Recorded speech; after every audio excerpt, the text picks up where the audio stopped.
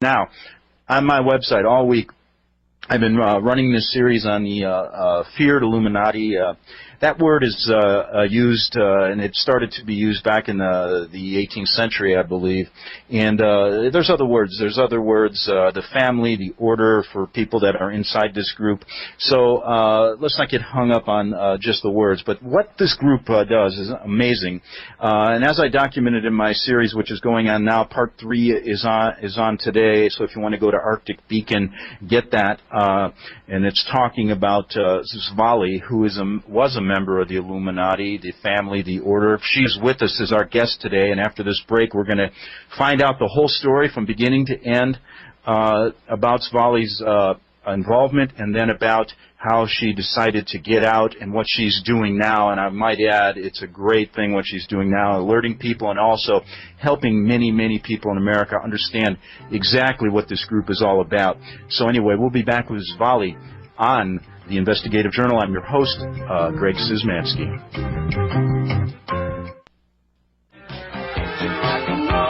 Okay, we're back. It's 8 minutes after the hour, and we're going to get deep inside the Illuminati, the family, the order. We have a guest that was involved with this group, born into it for over 30 years, and her name is Svali. Svali, are you with us?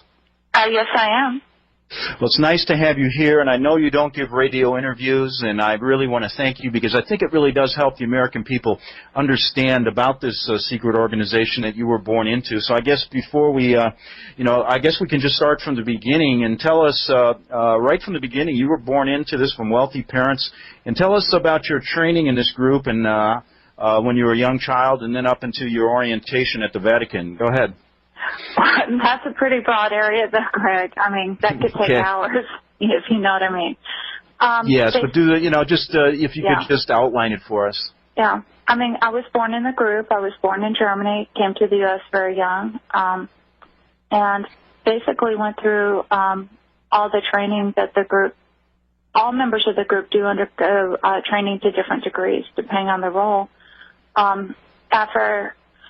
By the time I was a teenager, I was a youth leader, and by the time I was 22, I became the youngest member of Leadership Council in San Diego County. And at that time, I was a head trainer. I was the sixth trainer. I eventually moved up to the second position. Mm-hmm. And when I was 12, I had mentioned with you the ceremony at the Vatican. That they really do make all leadership in the group undergo at some point.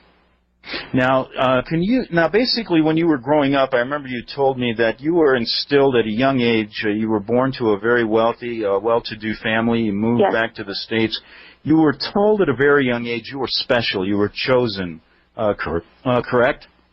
Well, they tell everyone in the group that they're special and chosen. And, in fact, that's one of the things that made me very cynical when I was older is that, you will never meet a person who's an Illuminati who's not been told and programmed for years that they're special. They're the only one that can do things for, quote-unquote, family. But I was told, yes, I would do great things for family one day. And the reason why I guess I can filter some of this with an objective view is I know what my role in the group was, and it was over quite a significant number of other people. So I don't evaluate my role or specialness within the group, not so much by what I was told, but by what I did. So you reach the age of 12, and then you're told by your parents you're going to an induction ceremony in the Vatican. Can you tell us how that happened and what occurred at that ceremony when you went there? Okay. This isn't easy to talk about, as you know. When I was 12, I was flown over to Germany, and I was I'll call them the German father's house over there. And there was some preparation for a few days beforehand, and I was told that there would be a very important ceremony, and it was considered a sealing ceremony at that point. And basically, I was told a little bit about what I was expected to do during the ceremony. When we got there, we went to the Vatican. There's underneath the Vatican. There's a large room that I described to you when we talked before. It's it has 13 catacomb chambers leading into it with and what they do is they, as you go down these steps into the room, you can see that it's almost circular, and so they're all around it, and they bring out the mummies from the catacombs, and they set them beside each one, and they say that the spirits of the fathers watching over the ceremony. And during the ceremony, there was a large table in the center of the room. It was on top of a huge golden pentagram, and they had a ceremony there. You know, they. Okay, now how many other children were with you being inducted into the family or the order, as they call it? There were 2 other children at that point, and but there were several adults too. Okay. See, the church also brings in adults to swear their allegiance too. Just so you know, I was told, and I don't know if this is true, but if you're going to rise to a certain position within the Catholic Church hierarchy, you do have to go through that ceremony as well. Okay, so you're down in this room with your parents weren't present. No. The German father and the French father were. Yeah. Okay, and at that point, tell our listeners what you witnessed. Well, there was a table. It looked like dark glass in the center of the room. I mean, it was made of stone, but it was very shiny and dark and black. And it may have been something like obsidian or onyx. I'm not sure. You know, I'd have to. That's the only time I've seen stone like that. And it had like around the corners, it had like these gold, I guess, channels that you know, to collect fluids. And little boy was in the center of the table and drugged. I think he was drugged because he was very quiet. He didn't move or say anything during the ceremony. This was a little 3 or 4-year-old boy. Yes. Correct? Yeah. And then they continued to go ahead. They continued to do a child sacrifice. Yes, right in front of you. They did. Yes. Yeah, I told you about that before. Yeah. Now afterwards, quite what a unbelievable experience for a youth. I mean, for a 12-year-old. I mean, I just what went through your mind? I guess when that happened. I mean, I was terrified. I mean, I was absolutely horrified. I can't describe the terror you feel when you go through something like that. And do you remember the words they were saying as this was going on? The man was in scarlet. He was speaking in Latin, and basically he was saying, you know, please accept the sacrifice, you know, on this day. But then, you know, and then he said the sacrifice will seal the ceremony, and then he did it. Again, I was so terrified that. Have you ever been in a situation where your heart's racing, but you can't do anything, and so you're just kind of sitting there and you're kind of like fading in and out? That's kind of. I can remember as a youth being frightened, but I don't think I've ever. No. All right. Well, gone through anything quite like what you yeah, had. imagine your heart rate going up to about 220. You can't move, so you're kind of shaking, but trying like not to show it. Mm-hmm. And it, I mean, it was horrible. And I was keep thinking inside, I can't wait it's over. I can't wait. I mean, you don't say this, but inside you're just kind of saying over and over, I can't wait till it's over. I can't wait till it's over. I can't wait till it's over. Afterwards, the man in scarlet, he had a huge golden ring on his hand, and he came over to the center of the room, and he had each of the people that were swearing that day. I had to go forward and kneel before him and kiss his ring and swear my allegiance to the new order, to the new world order, until my death. Now, at that point, you are escorted out. Yes. Yeah. After the ceremony was all over. I mean, the other people also did theirs as well. You know, they had to swear their allegiance too. And they were the same age as? They were the same age as you? The 2 children were, but there were also 3 adults that went forward and did the same. And afterwards, we were told, may the same to you or worse occur should you ever break this oath. So it's basically, imagine at that age, what's and you weren't really prepped for this, were you? I mean, you were told there was a ceremony, but nothing. You didn't expect anything like this, from what I gathered. Well, talking to you. It was very difficult to go through, just because the sense of horrific oppression down there too was the worst. I mean, I've gone through some ceremonies in my life in the Illuminati. You do go through them, but I have to say that in my experience, this was the worst, just because I can't explain the amount of darkness in a room like that, just of pure evil. And unless you've ever been in a seeing oppression, I mean, it's just horrible. It wasn't just what happened, but just, I mean, the oppression. And I'm a Christian now, and I know the difference now between when there's evil present, oppression, or when God's love is present and joy and peace, which is the exact opposite of what was in that room. Now, you know what I find quite interesting about this? About 25 years ago, I was a reporter and a freelance writer in Rome, and I spent 6 years there. I walked through the Vatican many times, hundreds of times, covered the papal addresses, things like that. And during that time, I was there during a Vatican scandal, which involved the church bank and other things, members of the Illuminati, the Freemasons. I was approached by a woman on Via Veneto. I'll never forget this. Rome's a small town, and people knew I was covering stories about the secret societies, things like that, because I had to ask people.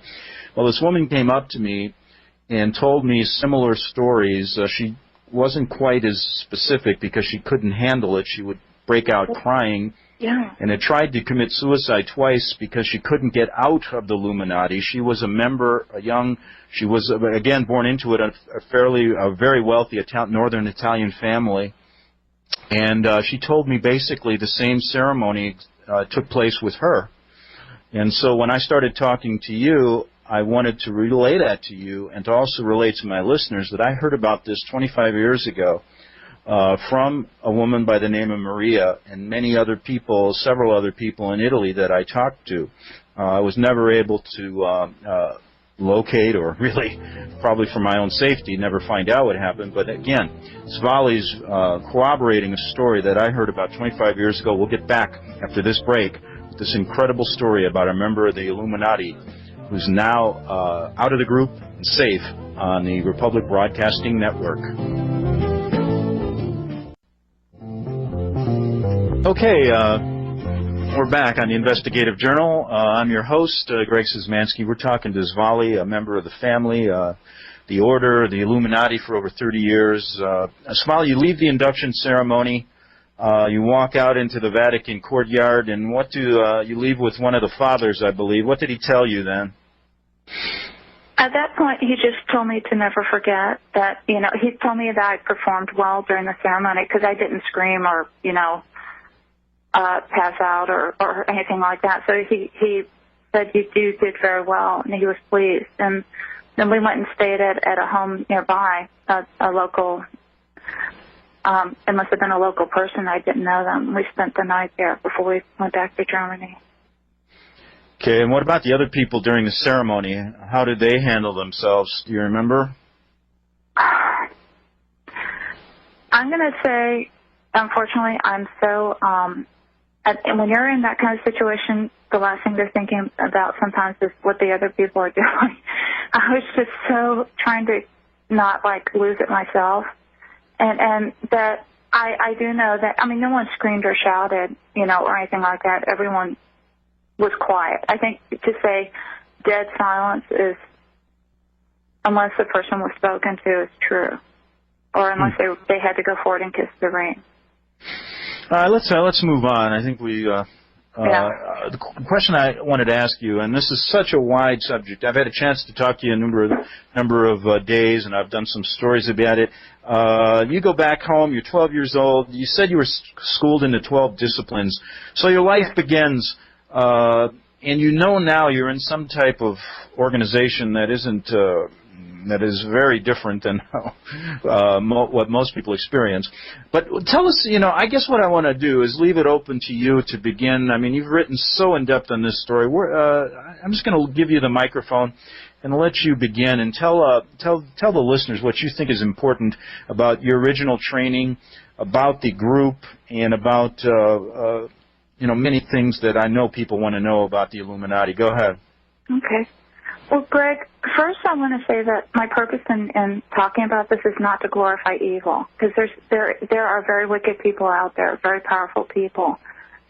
And I don't want to at all magnify their power, but I do want people to know that this is real, that these people exist, that people who say there are people out there that are involved in these activities, it really happens. I also, because I know that there are children being hurt in the group every day, and that's my motivation for coming forward. I don't like giving interviews for obvious reasons. I'm willing this one time to lay aside my thoughts of personal safety because these people need to be stopped. It needs to be stopped. Okay.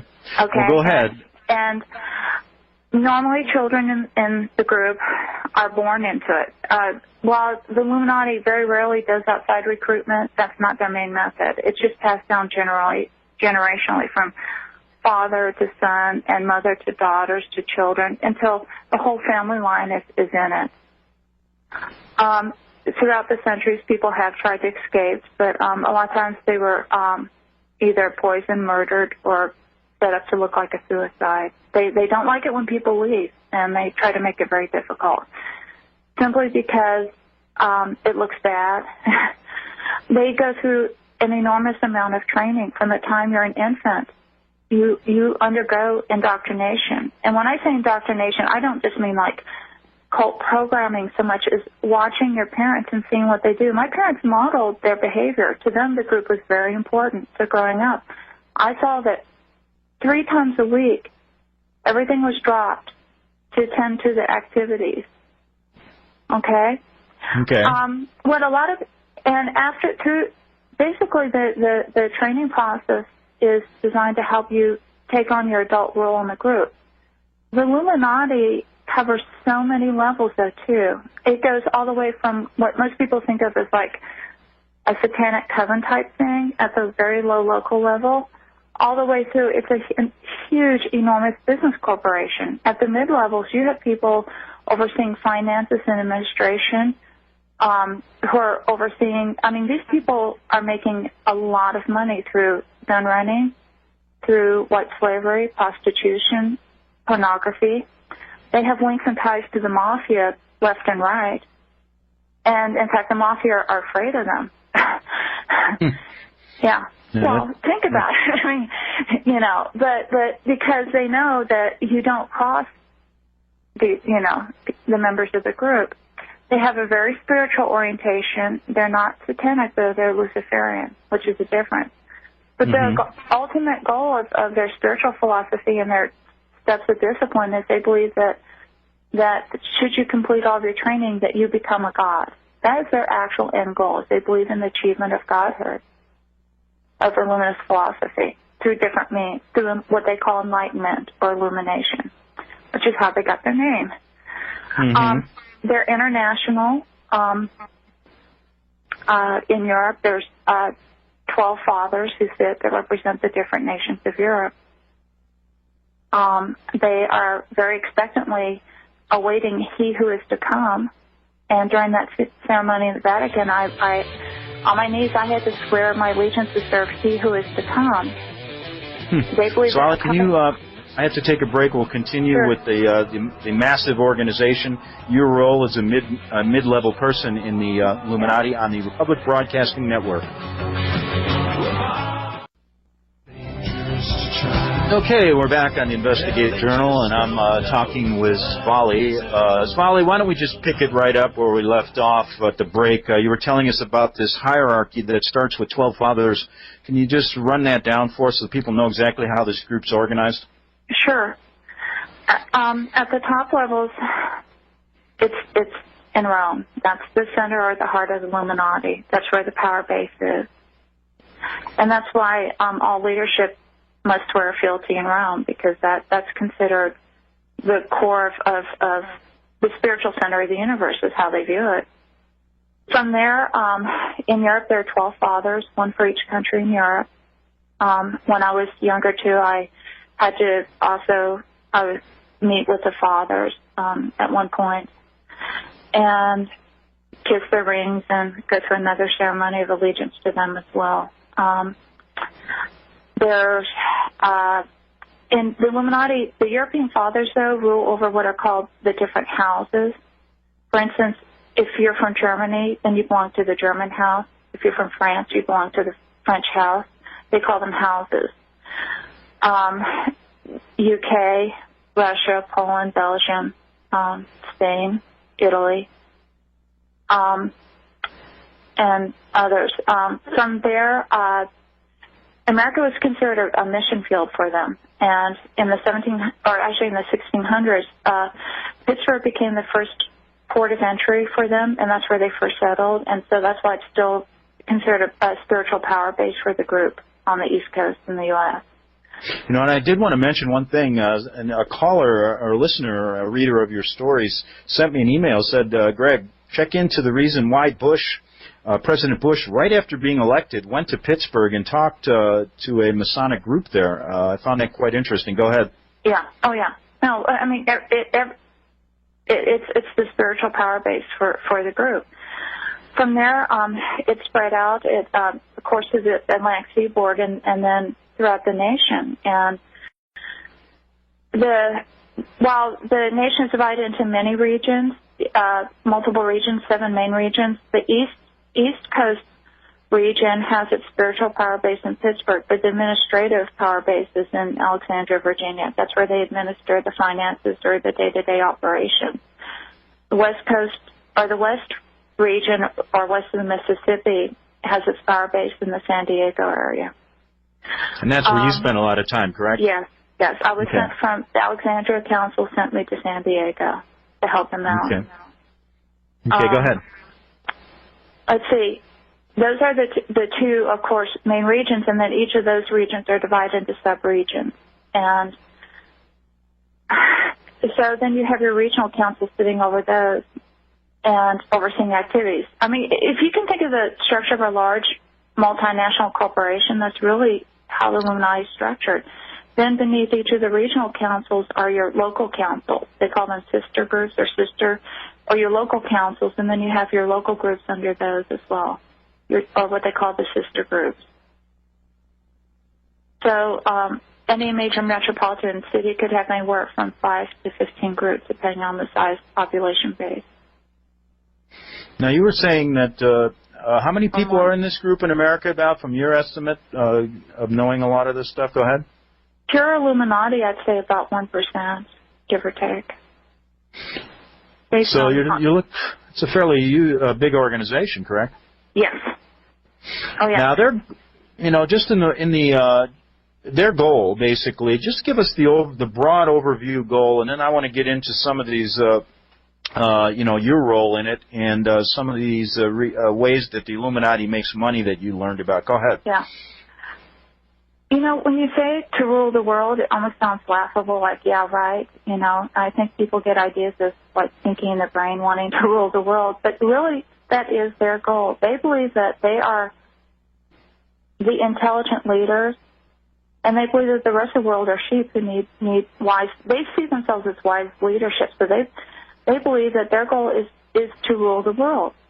Mm-hmm. I mean, but at the same time, they have ways of doing this. Their main methods of doing so are behind the scenes. They believe in infiltration of the media, of education, and of government. Those are the 3 areas, and of the financial system. And they've successfully done quite a bit of all 4 throughout Europe and the U.S., as well as other countries. Now, you said that you're basically, the Illuminati is divided into about 6 or 7 different groups, and everyone is born into a group. Can you outline what those groups are? Well, no, it's all one group, but it just has different levels, Yeah, that's what I mean, like the sciences, the government. The Illuminati is divided into different branches of learning, and these branches include sciences, military, government, leadership, scholarship, and spiritual. Those are the 6 branches of learning. And while all children need to undergo some training or teaching in each area, as they get older, they begin profiling you from infancy, and they know where your aptitudes and abilities are. Then you really go into, most people specialize in 1 branch or possibly 2 branches of learning. And you were involved in what branch? I was heavily involved in sciences, and also to some degree I did some spiritual as well, but mainly sciences. Just to backtrack 1 minute, these 12 disciplines, as a child you were rigorously trained in this, correct? Yes. Okay. And what were those disciplines? I mean, if just you don't have to go through each one of them, but what primarily were you taught? I think the best way would be to just give you an example of just one type of training that they do. Okay. When I was 2 years old, I was left in a room for probably a 24-hour period. When you're that age, it's hard to estimate, but it was a long time. I know that the sun did go around at least once. You know, it wasn't just like a few hours. And at that age, when you're 2 and you're left completely alone without food and water, you're terrified. And at the end of the time, I was just dying of thirst. I remember I've never been so thirsty in my entire life.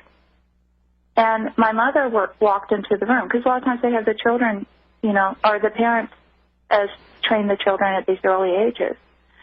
And there was a table in the middle of the room, and I'm sitting at, and she sits at, and she brings me this cold pitcher of water, and she starts pouring it. I said, "Mama, I want a drink of water," and she slapped me out of the chair. And I remember crying, and I'm like, and as I'm crying, and she's drinking the water in front of me, then she leaves. She takes a pitcher of water, and a couple of hours later, she came back in and did the same thing. I said, Mama, I want water. And she slapped me, across the room. And after this had happened about 3 times, luckily I was bright enough that by the 3rd time she came in, I remember crying silently. I just looked at her. I didn't ask. And after she got up and left with the pitcher, then a man came into the room. He said, "You did very well that time." And then he gave me a drink of water.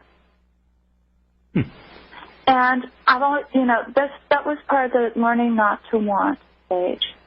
And looking back on it, I realize now as an adult that the purpose of that training was to teach me not to recognize my own physiological needs and respond to them, but to look to outside people to tell me what I wanted or needed.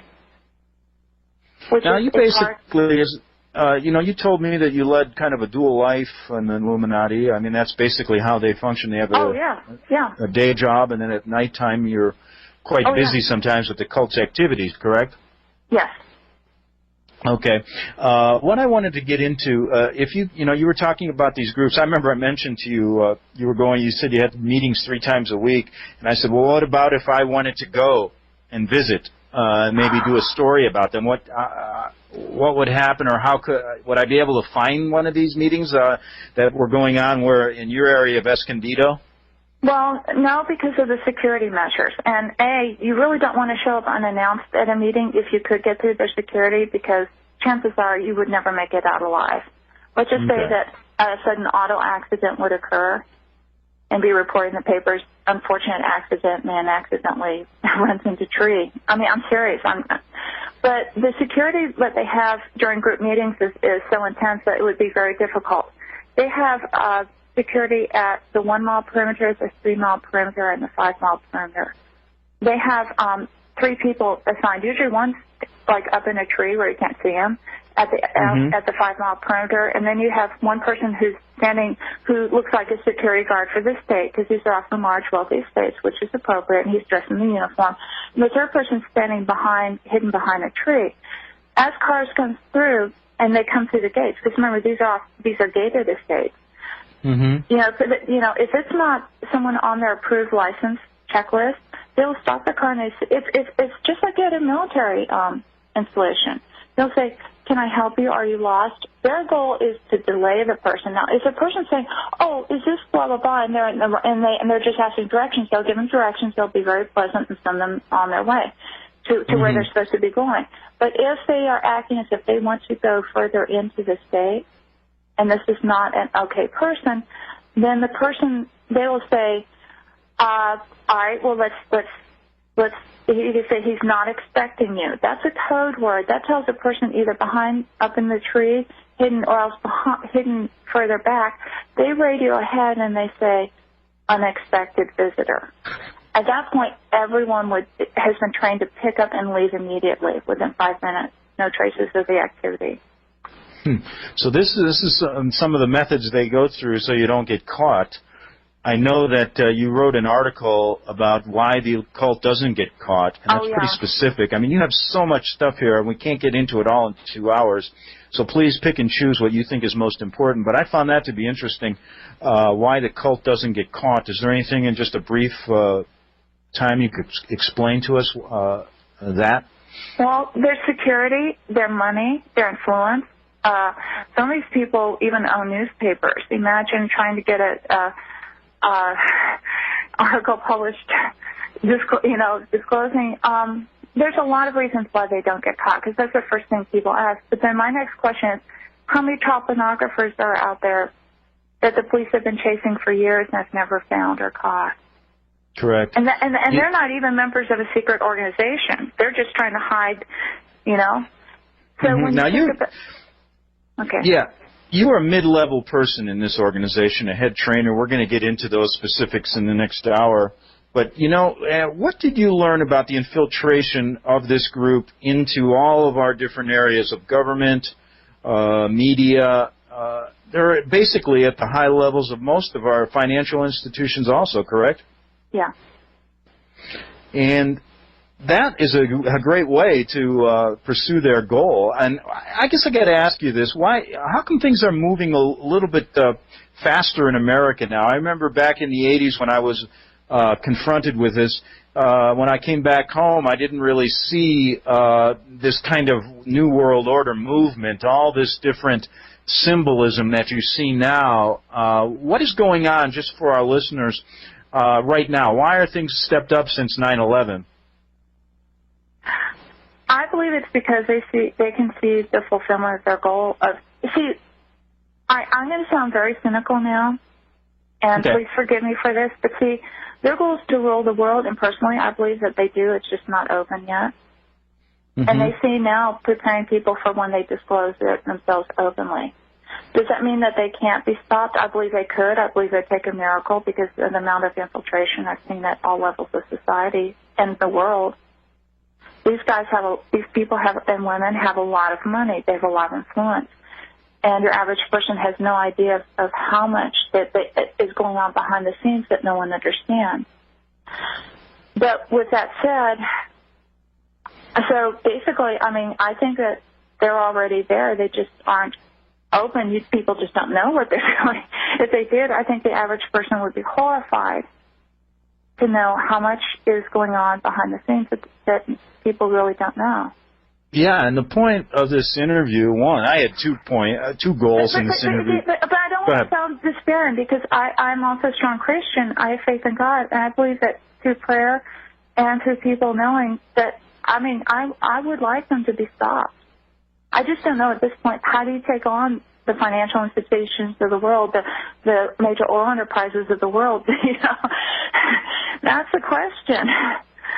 Yeah, it's a difficult question. Now, you're in the mid-level of this group. You worked your way up to a head trainer, correct? Yeah. Now, what did you learn? Before we get into the specifics, you outline in some of your writings the big money-making, the ways this group makes its money. Can you go over and outline some of those methods?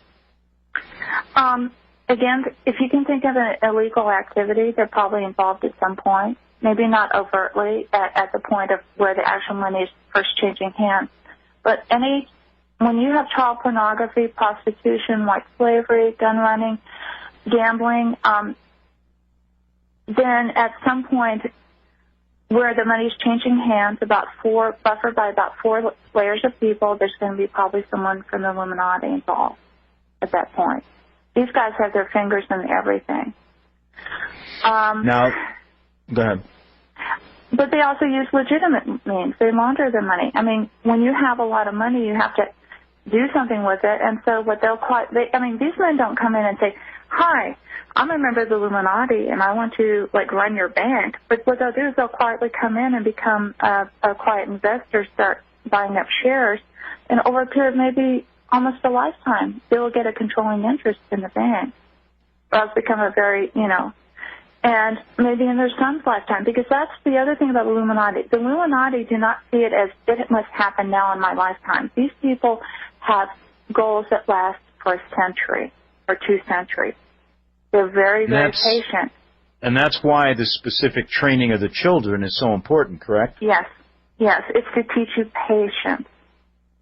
Everyone knows growing up in the group, they know that we may not see the coming order disclosed or open or revealed in our lifetime, but our children or our grandchildren may. So they will spend their entire life trying to bring about the goals of the organization. Incredible. So now you're in the mid-level, and I can see now where they use the programming techniques, the different mind-control techniques. Yeah. We had a minute before the break, just kind of what our interest about how you, what your specific role was. Well, they did a lot of what you might call human experimentation, and they had a lot of research protocols going on. So one thing I did was to supervise the research going on. I was teaching the younger trainers and head trainers how to do things more efficiently, how to do their job well, but also reviewing their research reports for errors or problems. Eventually, I became kind of a consultant. If a problem occurred, or if they didn't know how to install something, or if they needed assistance, I would help them with problem solving as well. Okay, Svali, I'm going to have to take a break. We'll be back in 3 minutes. We'll continue on the Republic Broadcasting Network.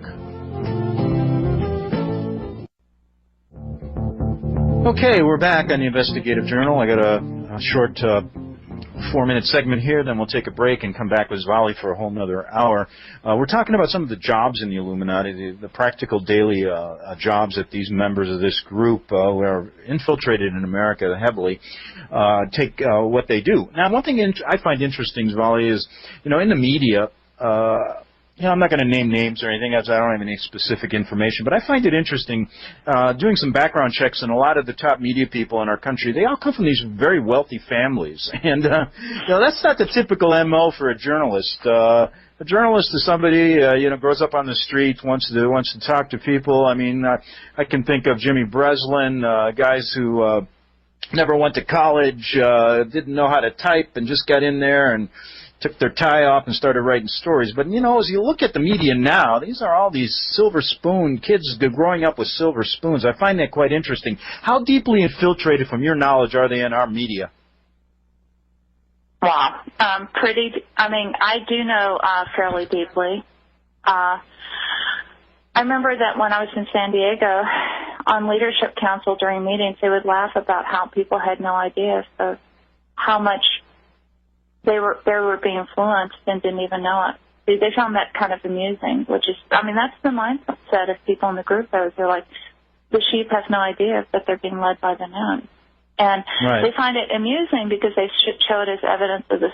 I'm sorry, I'm just describing what they say. I don't agree with it now, but they saw it as evidence of the stupidity of the average person, that they have no idea.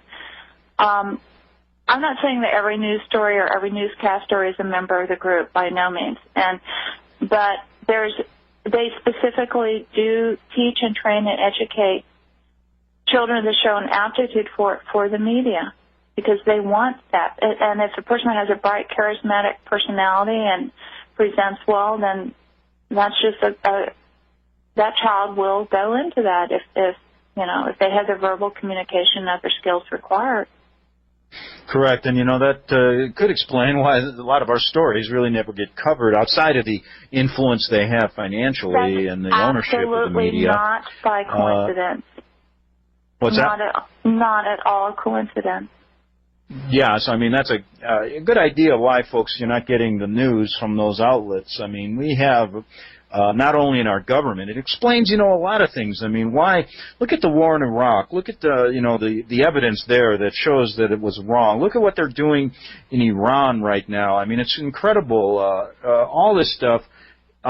It's pretty obvious, people. There's something behind it.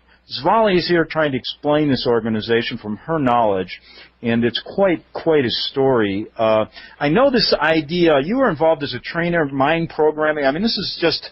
I'm looking at some of the chapters in a book you have yet to publish. I mean, we're talking about brainwave, color control, metal, jewel programming linked to stories and movies. I mean, it goes suicidal program. In just a minute here before I break, can you kind of break down what you learned about the importance? Well, we got to take a break, Svali. Sorry. We're going to do that quickly. Then we'll get back to you. We're talking to Svali regarding her role as a head trainer in the Illuminati and the American Illuminati. We'll be back on the Republic Broadcasting Network in 2 minutes.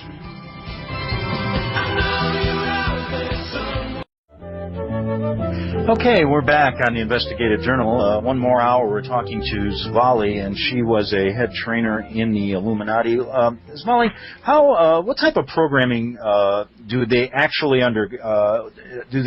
teach you, and how do you learn these different techniques? Well, you're taught from childhood on. My training in how to be a programmer was very young.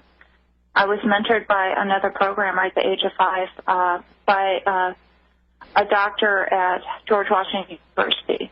And he not only did he do the programming on me, but he also taught me how to do it to others. The types of programming, again, that could be a whole 10-hour segment to go into depth. Just briefly, from the time a child's an infant, all through their life, basically, they're tested, they're profiled. The trainers can create a psychological profile, and then they update it frequently. And basically, they're trying to install in the child the ability to obey, loyalty to the group, and the ability to do their job within the group. Now, those jobs vary in complexity. I mean, you may have, on one side, a child trained to be a prostitute. On the other end, you may have a child trained to become a governmental figure, which is a lot more complex programming. But as long as the loyalty to the group is instilled first, and that's the first and foremost programming always installed, then no matter what their eventual role is, they will remain loyal, and that becomes their first loyalty.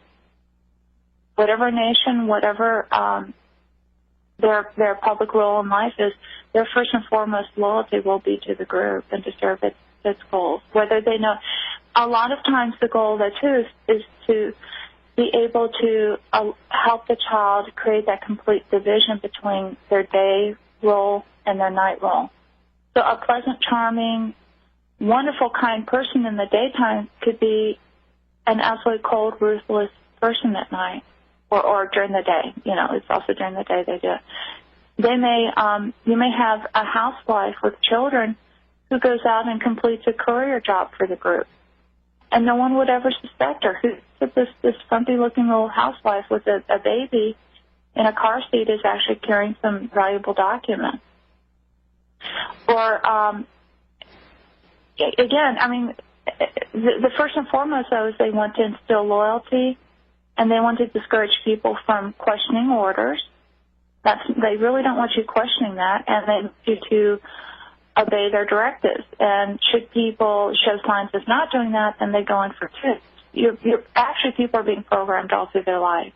We used to call them tune-ups, and it's a lifelong process for members of the group.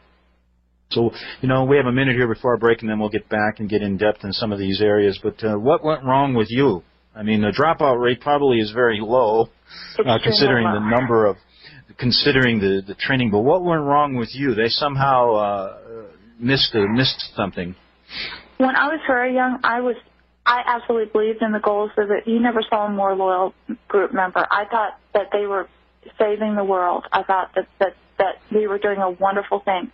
But the older I got, I started to see the methods that were being used were so wrong, and that the end did not justify the means. I became increasingly cynical, partly because I saw what I was doing to people. I was lying to them. I was manipulating them. I was telling them things that weren't true. And I remember questioning this, thinking, I was told lies as a child too then. I was manipulated. And finally, you know, things like that. You start to question as an adult the things you believe. All right, we're gonna take a break, Svali. We'll be back in 3 minutes on the Republic Broadcasting Network. Okay, we're back on the Investigative Journal.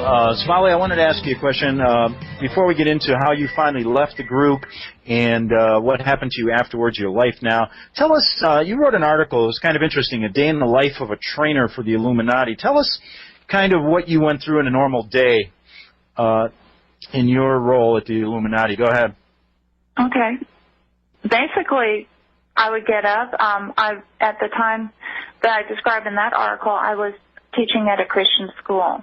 And so I would get up, I would get my 2 children, I dressed, ready for school, look just like a normal mom, you know, go through the day, come home, you know, we'd have little friends over and play and stuff like that, and then, you know, have dinner, you know, I was a good mom. I was your average American housewife, I mean, on the surface. Okay. But underneath the surface, then my husband and I would remind each other on nights when there was a meeting. And then what we would do is when we go to sleep, I had programming in place that would allow me to wake up within 10 minutes of a specified time. So if I knew there was a meeting that night, I would wake up 10 minutes before it was time to, you know, get ready and go. A lot of times we would even go to bed with our clothes on. And I never thought that was abnormal, you know. Mm-hmm. I thought everyone went to bed with their clothes on. Didn't even question it, you know, on nights when we had meetings. I thought, oh, it's warmer. Okay. And then we'd get up and go and drive to the meeting. And I was also very involved in military in San Diego. In fact, the group has a lot of military orientation. And so a lot of times I would take the kids to their area. There's the area where the kids would go and change. They had a room, and we would have, like, baskets of clothes, and we'd change our clothing. You'd take out your clothing, you know, it had your name on it, and put on your uniform or whatever you wore that night. And the kids would wear these little miniature military uniforms. And then they would go out and do their training exercises. They were learning how to march, how to shoot. All kids in Illuminati know, at least in that area, know how to, like, take apart a gun, put it together, and shoot with deadly accuracy by the age of 8 years old. Martial arts, there's a lot of martial arts training. Sometimes that helps supervise that, or fill in if a military trainer was, because, you know, you had to know how to do it. Everyone had to be, there's a lot of cross training.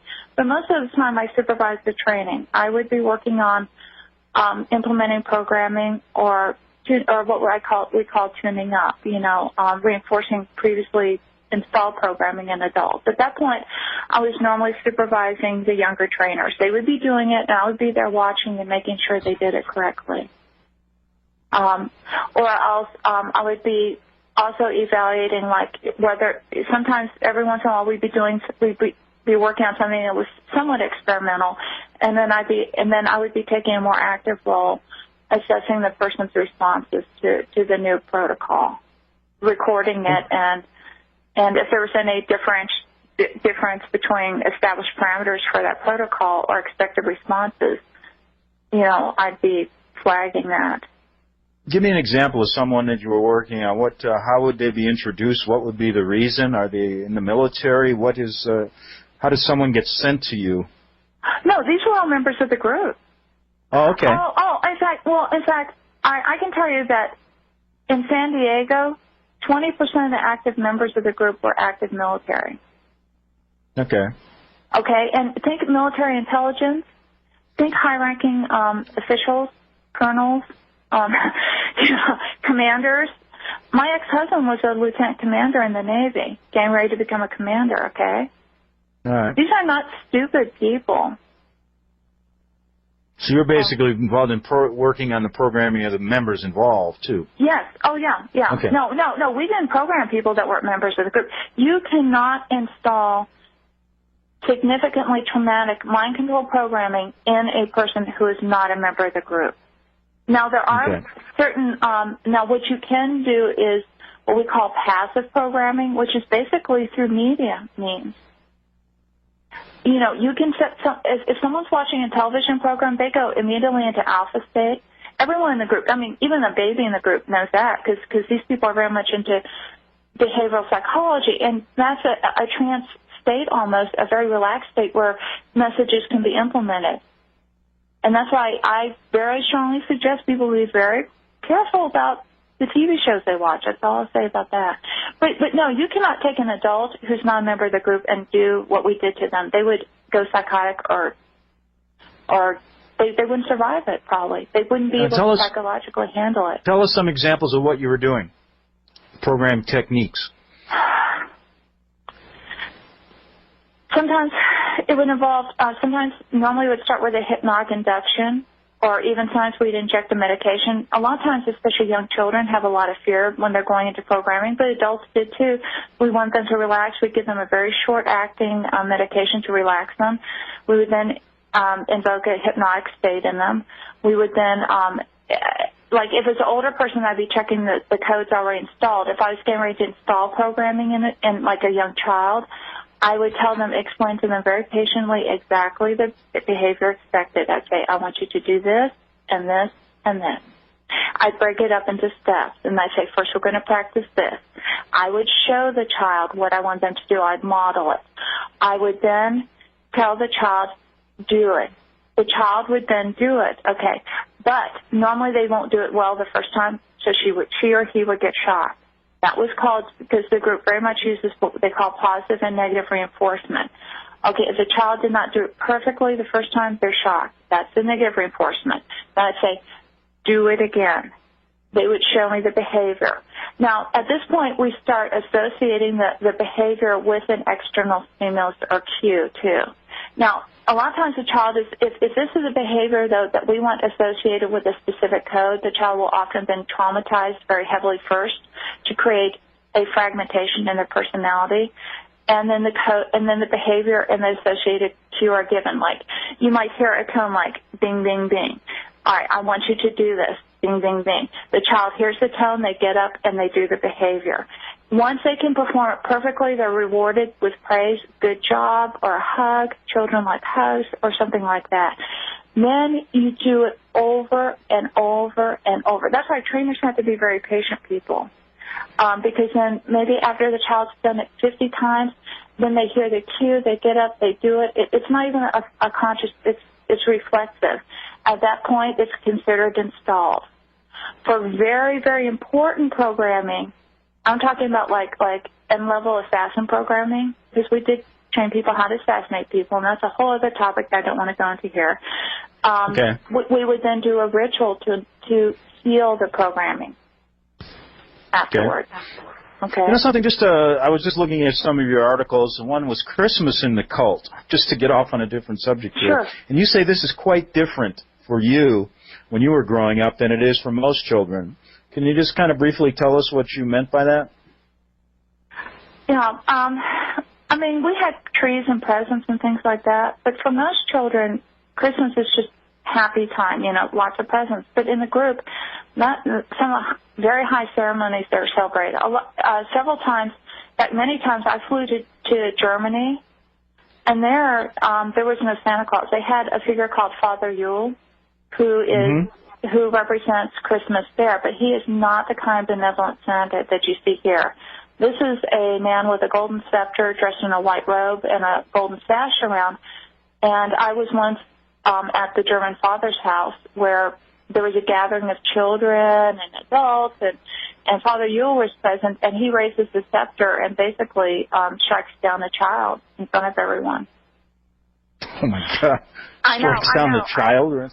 Yes, he struck down the child with his scepter, and that is not what you call a happy Christmas, No. Now, at the same time, yes, we did have tree and fruitcake and all that, and decorate the house, but there's another side to Christmas. I'm just listening, and I just can't believe, we got leaders in our country that have probably gone through this kind of stuff. I mean, it's just incredible, this group. I mean, I know they've been around for a long, long time, thousands of years, and gone through, came here, George Washington was a 33rd degree Mason, and we go on. The question, I want you to understand what, just from my point of view, I just wonder how, you write a story at the end of the Illuminati. How do we get rid of these people? I know you're out of it. You couldn't take it anymore, but do you think we can inspire more mid-level people to just leave like you, so they have no one to do this kind of insidious, crazy programming and lifestyle? What do you think? Well, I believe that as strongly as a Christian that it's a spiritual warfare as well as a emotional and psychological warfare. I believe that by the grace of God. But I will also say that when I was in the group, a lot of the members are not happy. You will have people in the group that are there because they love it, because they believe in the goals, they're totally dedicated. But to be honest, I also knew as many people who would have left in a minute if they thought that they could get out and make it. And about your husband, just to break in, then you go back to that. Do they marry you to somebody in the group, or is that forced on you? No, in the group, marriages are always arranged. In my experience, in my 38 years in the group, I never knew of a couple in the Illuminati that did not have an arranged marriage. It's well, you just mentioned a couple that I suspect: Clinton and Bill and Hillary. Oh well, yeah. Yes, definite. Yes, and Bill. Go ahead. Yeah. And a lot of times these marriages are arranged for compatibility, but also for bloodlines, to bring the right bloodlines together. Okay, good. We're going to be back in 3 minutes. I want to continue this, and then we're going to get into Svali's life after the Illuminati on the Republic Broadcasting Network. Okay, we're back on the Investigative Journal. I'm your host, Greg Szymanski, and let me tell you, as an interviewer and someone who has researched the Illuminati for a long time, it started way back when I was a young reporter in Rome. It's a whole different ballgame when you're actually talking to someone with experiences like this. It takes it out of that realm of what is quasi-fiction fact into the realm of reality, and it's really shocking. And I'll be honest with you, this is a story that, folks, you have to listen to, because this is going on in our country. All the things you're seeing regarding our rights being taken away, the police state, the war in Iraq, 9/11, all these things have to do with this powerful group. And Svali, we're talking about mid-level people, then we're going to talk about some of the lower-level people. I'm interested who they are. But I imagine a lot of these, you said they weren't happy, but a lot of them probably stay because it's it's a very lucrative way to live. I imagine you from wealthy families. Oh, yeah. In fact, and that's the main thing that's one of the factors that keeps people in. The reason more people don't leave is because leaving means giving up your husband, your children, your entire family on both sides, your money, and basically for a lot of people leaving the group, it means giving up everything and starting out penniless and alone. And not only that, but then you're combating internal programming to recontact, to go back, to be loyal, to be a good member. Mm-hmm. And I've known many people that tried to leave and then went back because they just couldn't take it. Do you want to take a phone call right now to break it up? Sure. Okay, Marilyn in California. You're on the Investigative Journal, Marilyn. Yes, I've been just sort of caught part of this. I lost part of it. I'm listening on the Internet, but I didn't quite catch it. How did this woman become involved in this Illuminati training? Go ahead. Can you explain that, Svali? Yeah, I was taught it from early childhood. I was mentored into it. Trainers in the group are mentored. You work with older adults, and they show you, and you are given increasing responsibility until by the time you're in your teens, you are basically doing adult training responsibilities. You've been taught for years. Your parents put you in it, or? Yes, they were members. Oh, I see. So it comes down through one parent to another. Or from both.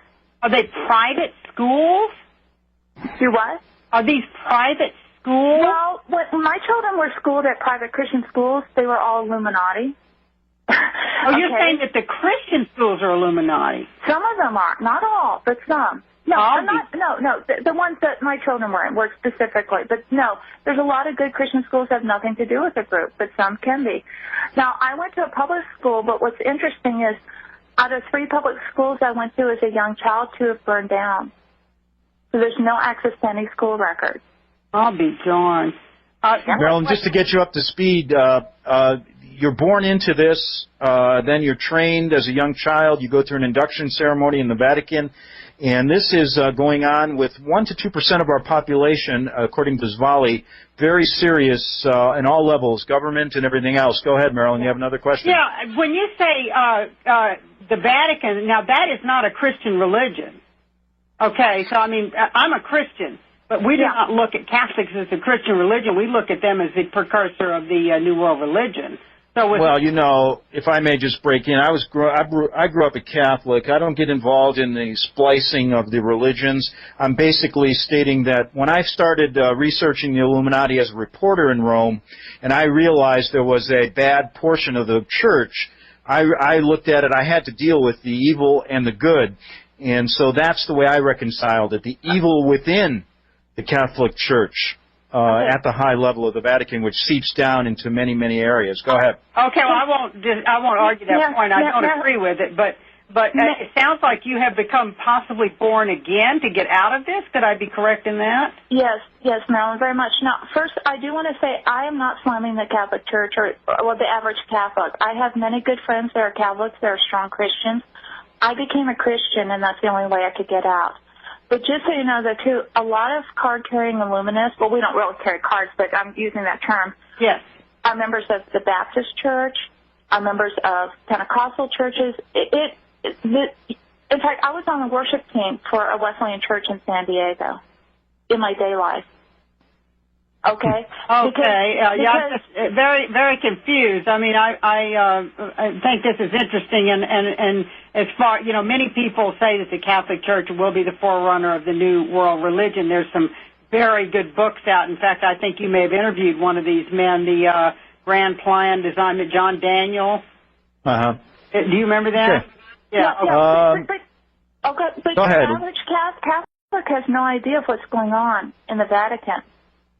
Yeah. I think that's interesting that the average Catholic would not go what's going on. That's just my take on it. Well, I'll tell you something. As an average Catholic going to Rome my first time in 1980, I didn't know what was going on, and I grew up as a Catholic, went to Notre Dame High School. It was quite a learning experience for me. Why do Catholics, when they find out how evil the church is, stay in it? I mean, do they really... Why would they want to stay in it? That's what bothers me. I know some good people that are like that, and I don't get it. Well, the only answer, there's I don't know. I mean, there are many Catholics that aren't actively practicing. Yeah. Thank you. But anyway, we'll leave that for another time. Thanks a lot, Marilyn. We'll be back on the Investigative Journal in 3 minutes with Svali.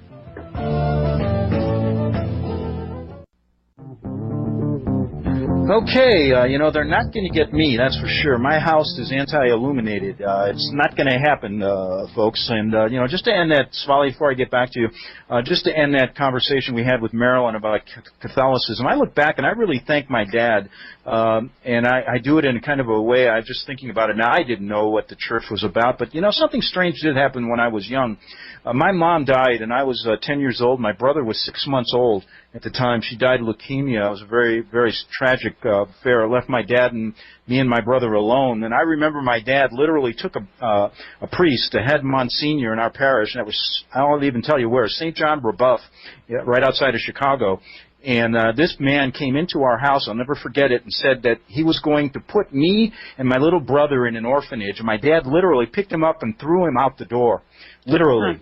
And from that point on, my dad never went back to church again. My brother never went to a Catholic school. I, of course, asked if I could finish only because I had friends there.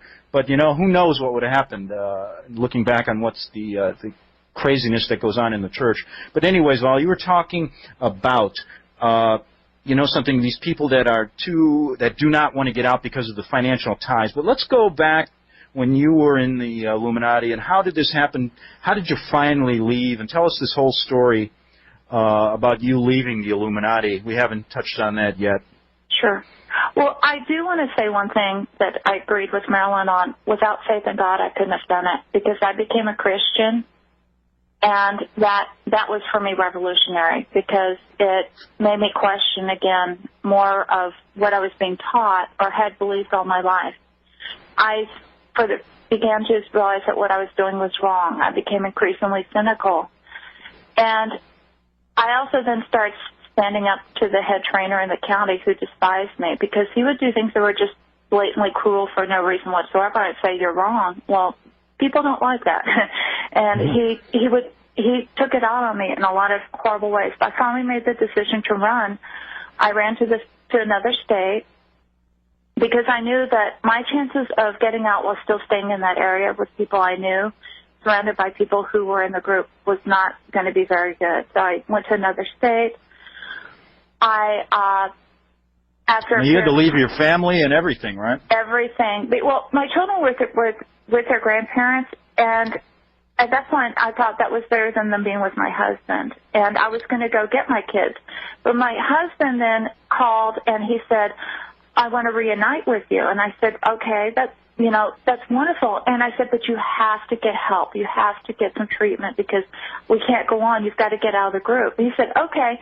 He said, I'll pick up the kids and meet you in a week. So, the day before he called, said, I'll be there tomorrow, blah, blah, blah. And so I was excited thinking, oh, he's getting out. That's wonderful. Instead, he had gotten the kids several days before. He was lying to me. I didn't know it. I'd gone to a judge, and the day that he was supposed to arrive, there was a knock on my door. It was the policeman serving me divorce papers and also a restraining order saying that I could not come within 100 yards of my husband or my children. And at that point, I felt slightly punished for leaving the group. I fought that, and I fought for 4 years with a court system that said that things like this didn't occur because my husband would go into court and say, this woman's psychotic. She's making it all up. There's no way. Ha, ha, ha. This stuff doesn't happen this day and age. And the judge would say, you're right. Slam. Full custody to the father.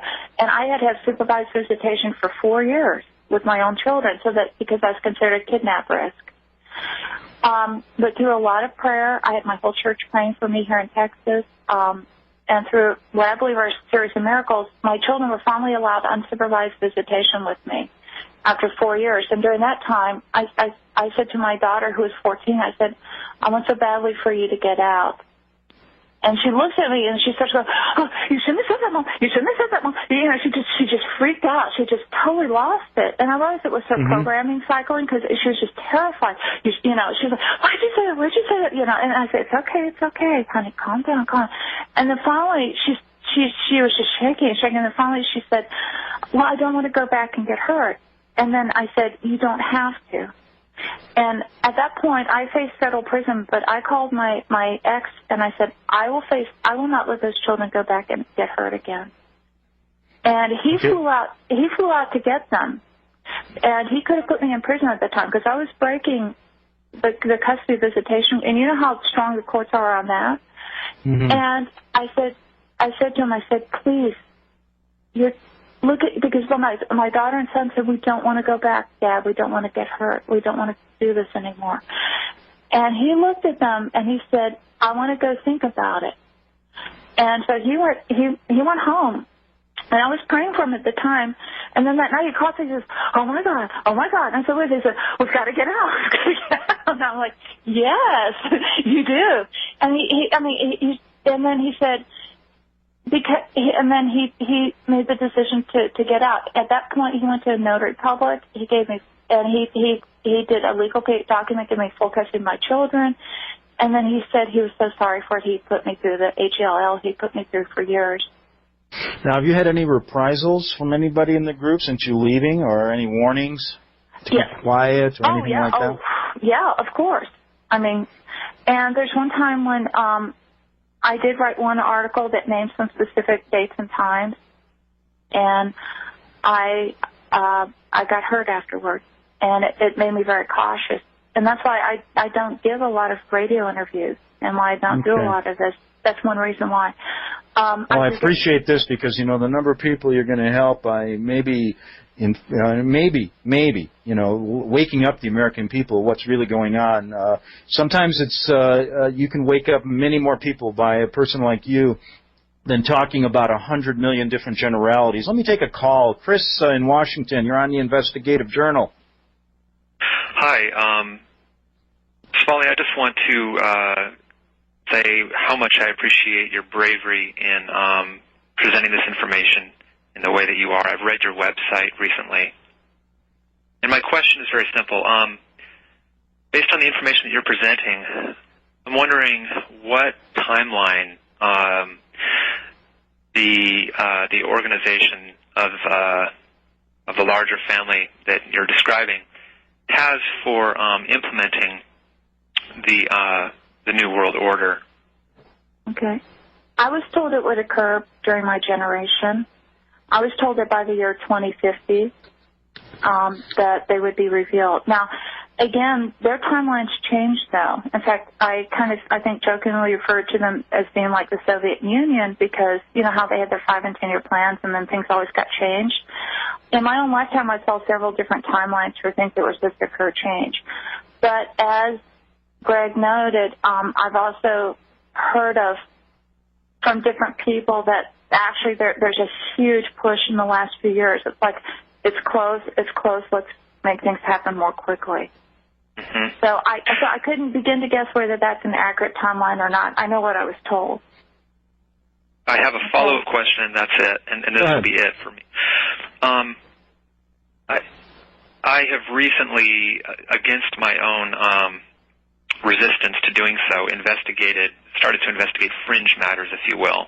Among them, the upcoming date on the Mayan calendar of 2012. And as I've done this research, I've allowed myself just to be open to this information without believing anything I'm reading. And one of the ideas that's presenting itself is that around 2012, not just according to the Mayan calendar, but many other theories out there, that we will be undergoing, as a planet, a revolutionary shift, if you will, of some kind or another. And I'm wondering in the back of my mind if there might be any kind of race against the clock on that scale, if you will, especially if we're talking about a potential spiritual warfare, using your words in play here. Do you see a possible relation there? Yes, I do. And 2012 is an important year, but again, I was not told that the final revealing would occur then. But I believe that what will happen is there will be events taking place that will help to set the stage. There's going to be, I was told, and again, I'm telling you what I was told while a member of the group, so please take it with a grain of salt, because as I know, these people aren't always honest or trustworthy. They are deceptive, but I was told that there would be an enormous economic collapse prior to the revealing, that basically the stock market would destabilize. Well, that appears to be already happening. Yeah, and well, and it's. I was told it would make the Great Depression look like Sunday school, and at that time, it's going to be. They're going to really be manipulating finances to bring about chaos, confusion, warfare, and then. I mean, but see, I don't like to be so negative. But I am telling you what I was taught when I was in the group. You know. Well, I appreciate it. Yeah. And I'm sure we all do. Yeah, and so... You're a great voice. Well, thank you. I mean, I appreciate that very much. But out of this chaos, they said, would come order. See, the group believes that out of chaos comes order. Well, as far as I'm concerned, I'd rather just, let things, Svali, these guys want to bring down this country financially, whatever way possible. And right now, your voice is important in that. And, Chris, I really appreciate you saying that, because we want to stop these guys. I mean, come on. Let's get American people to get together and just put an end to this. We have a powerful group in numbers. We may not have the money, but we can take it back. And I don't want to be bullied by these kind of people. That's my feeling. Yeah. Let me take another call. Harper in Canada. Can you hear me? Harper? Hi, yeah, go ahead. Okay, great. Yeah, go ahead. Great, thanks, Greg. And Svali, I read your expose when it came out on Suite101.com a few years ago, and I always wondered what happened to you because you vanished from Suite 101. So it's great to hear about you. A couple quick questions. I'll make them real fast. First is the term Moriah conquering wind. I'd never heard that before or since I read it in your expose. I wondered if you could elaborate on that term a little bit. I also wanted to ask you if this cult, as far as you know, claims to or believes to derive any of its heritage from Atlantis or any other lost civilization. Okay? I'm not sure about the reference to Mariah you're describing, because Mariah is I mean, but I can certainly address the second question. The Illuminati completely believe that Atlantis is real. They teach it to their children as part of the oral history. They believe it was one of the greatest civilizations that ever existed and one of the most advanced. And what they teach, their take on it is that Atlantis was a great race of highly intelligent people who had a highly advanced state, and who were highly enlightened. And what they teach the Illuminati children is that then this prophet of the enemy, who is the prophet of God, came and foretold their destruction if they didn't change their ways. Because they were definitely occultists. They were Luciferian on Atlantis. I mean, that was the religion. And, in fact, a lot of the advances that Atlantis enjoyed was passed down to them through supernatural means, is what I'll say. And so they laughed at the prophet, and they killed him. And I guess sometime afterwards, we were taught that a few inhabitants escaped, but but tragically the great city was lost. And the Illuminati to this day mourn the loss of Atlantis, because they feel that the few survivors that left were among the great people who helped found what you would call the precursors of Illuminism. One more quick question, if I may, and I wanted to ask you if you have any reason to believe that the people, men and or women at the top of the pyramid, so to speak, practice a kind of magic where they are kind of skipping through time, in other words. Oh, yes. Leaving one body, leaving the solar spirit, leaving one body and coming and being born into another one, and therefore, living through time. All the time. In fact, now I didn't go there in this interview, because you start sounding wacko if you start discussing things like that. But in the spiritual side, they very much teach things like time travel, traveling out of body, psychic battling, things like that, things that cannot be explained by logic. And I saw things that I cannot explain through human intellect or reasoning that were highly supernatural and involve all of that and more. Okay, great. It's a pleasure to speak with you, man. God bless you. Okay, thanks, Harper. I think we have Dave Wilcox called in. I think you know Dave through emails.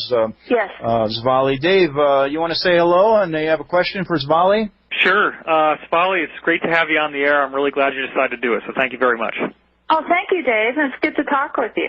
Yeah, I feel like you're an old friend. I've been reading your stuff for so long, and you share so willingly and openly about yourself. It's a real honor to be able to speak with you in person like this. Well, go ahead. Well, Dave, you may have something you want to say to Svali. Go ahead. Sure. Question?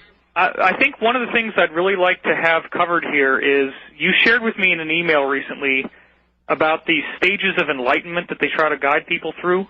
Yes. And I would like you to try to sketch out for people how the behavioral conditioning that's coming through the media and the movies and so forth might have affected them. In other words, what personality characteristics would you see in a person when they have been influenced by these teachings?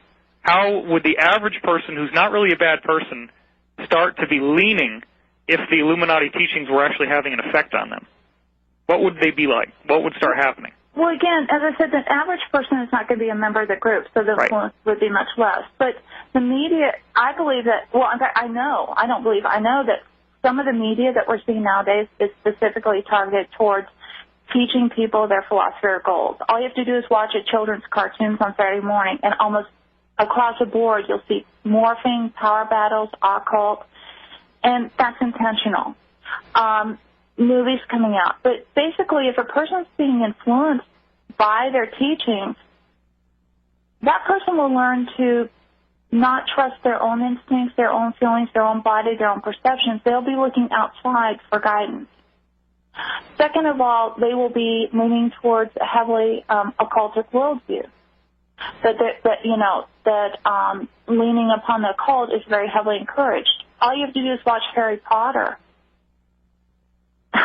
Yeah, I mean, the whole idea of the... I mean, not to slam one of the most popular movies, but yes, I mean, or The Matrix. If you want to know pure Illuminist philosophy, The Matrix shows it brilliantly, the entire... Right down with Morpheus being broken down with the injections, and they said that it's like hacking a computer. Yeah. Okay, Exactly. we're going to take a break. We'll come back with our final segment, Big Finish on the Investigative Journal with Svali on the Public Broadcasting Network.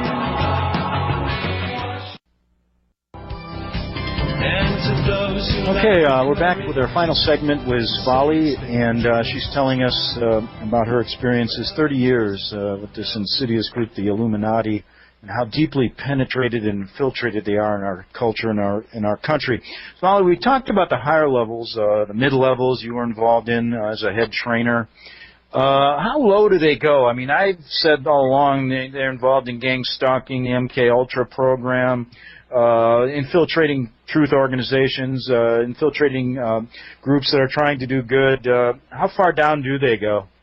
Well, they go down to the sister group level that I mentioned, and most sister groups have anywhere from usually roughly around 30 members. And those are what a lot of people would consider what you think of as satanic cults with the high priest and priestess. That would be the local level, the lower level. But those people are also very active in their community. And so they will be involved in infiltrating activities when possible. Because to them, it's not infiltrating, it's helping. They think they're helping the group or helping people by becoming a member and spreading the influence. Let me squeeze in one more caller, Roger, a faithful listener. Roger, you're on the Investigative Journal. Yeah, thanks. I had so big a question and so little time, but maybe I just will squeeze it. Got a couple of minutes. Yeah. Really try to work it in, Roger. Yeah, well, you'll enjoy this first, and that is I recall when Charlotte Iserbeat was here on the local Clear Channel radio show, and the host was, of course, dismissive of an Illuminati agenda. It was great to hear Charlotte say, "You're telling me my own father was a high," and she, of course, was a first or second fiddle secretary at the Department of Ed. And she said, "You're telling me my own father on his deathbed was telling me, you go get him, girl." And he was one of them. And so that was great. Anyway, my question was towards the philosophical-religious motivators, if you will, which you've been dwelling on. And I've been trying to form it up into a more cohesive integrated... We'll try to make it quick. We're running out of time. Go ahead. Yeah, to expose the ethos of the, it's like the neocons serve as the pseudo-intellectual rationale for the Illuminati agenda, and I don't presume that it turns on such fine distinctions so much as it is a bare-knuckled lust for power. But everybody has sort of a worldview that's they use to justify their actions, and of course it's a most unconservative, humanistic social engineering agenda on a far larger scale. And now, you mentioned about these people are basically, and it's rare as hen's teeth. Quick, Roger. Yeah, that's not oxymoronically both spiritualist and occultist, and also what do you call a hardcore rationalist, or maybe that's just for public consumption, right? I know there was a question there somewhere, Roger, but anyway, thanks for calling. I only got a minute. I got to finish with Svali. Svali, tell us in your own words, you got about a minute or two left here. You went forward, you came forward, you're now living a life completely away from them. What's your hopes of the future in our country right now? My hope is that people realize that this is happening and that they will start doing something about it, that they will start looking at. Now, again, we're talking about people who are immensely wealthy, so it won't be easy. But if people could rise up in prayer and just say, this isn't okay, if people will become informed enough to want to learn more about it, be aware they exist, and then possibly pray that people will take action against the things that are happening. Because okay, Svali, we're all out of time. We're going to end on that prayer. I really thank you for coming forward. You're very courageous. We'll talk again. And I'll be back tomorrow on the Investigative Journal. Same time, same place. Goodbye.